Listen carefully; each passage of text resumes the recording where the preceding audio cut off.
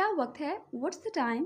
घड़ी देखो क्या वक्त हो रहा। Look at the time. ज़रा मुझे टाइम देखने दो। Let me just check the time. 3:30 बजे हैं।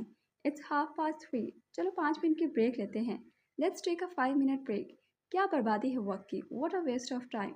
घंटे हो गए हैं। It's been hours. आप मेरा चैनल कब सब्सक्राइब करेंगे? When would you subscribe to my channel?